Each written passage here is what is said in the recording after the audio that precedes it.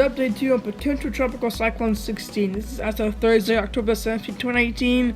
This is as of 10 a.m. So that time, advice number 1.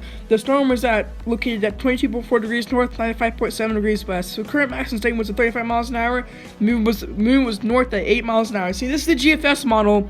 It potentially causing the storm to potentially become a most likely subtropical, but could be a tropical storm as well. So you see it making landfall and dumping lots of needed rain over some of these areas, and it potentially stalling off the coast, and who knows what will do after that. So this is most of the models, the model track guidance. As you see, this is pretty much just, where it's going to go. You see, most models are in gradient, so it's going to make landfall in Florida, go through Georgia, South Carolina, North Carolina. It could potentially affect Maine, Boston, places like those eventually after it merges off the coast.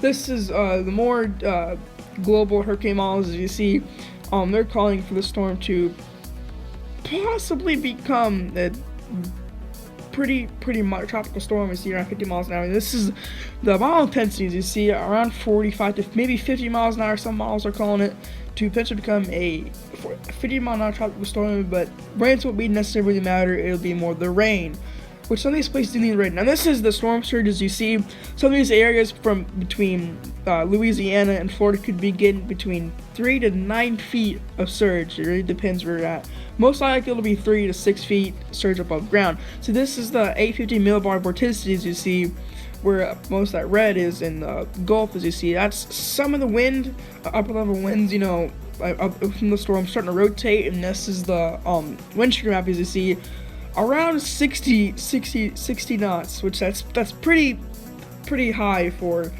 storm development. But the storm seems to be doing pretty well under these circumstances.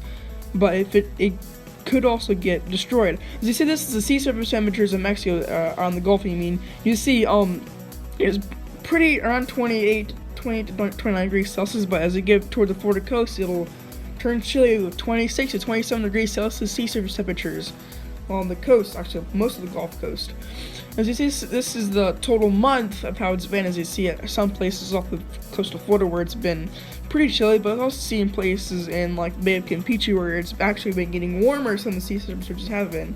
So this time, in the middle of the time of year, most of the Gulf gets cold. Now this is the hydro estimators. You see blowing up good nice rains. You see the storm has slowly been getting, as you can see, low level circulation has been getting in, and the clouds have been waning a little bit, but overall the storm's starting to get its little act together a little bit in the latest couple of frames. But as you see, the clouds have been waning a little bit, so it's getting pretty interesting seeing how the storm's developing with all this.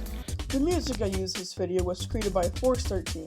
Now Force 13 is a project that does lots of things with cyclones and hurricanes. Now, what this channel can bring to you will be information on cyclones, sometimes fun games, and also season animations.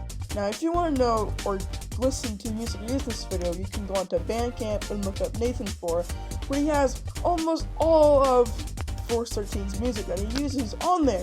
You can also listen to some other favorite music on Bandcamp as well. Thank you for watching the update. Have a good night.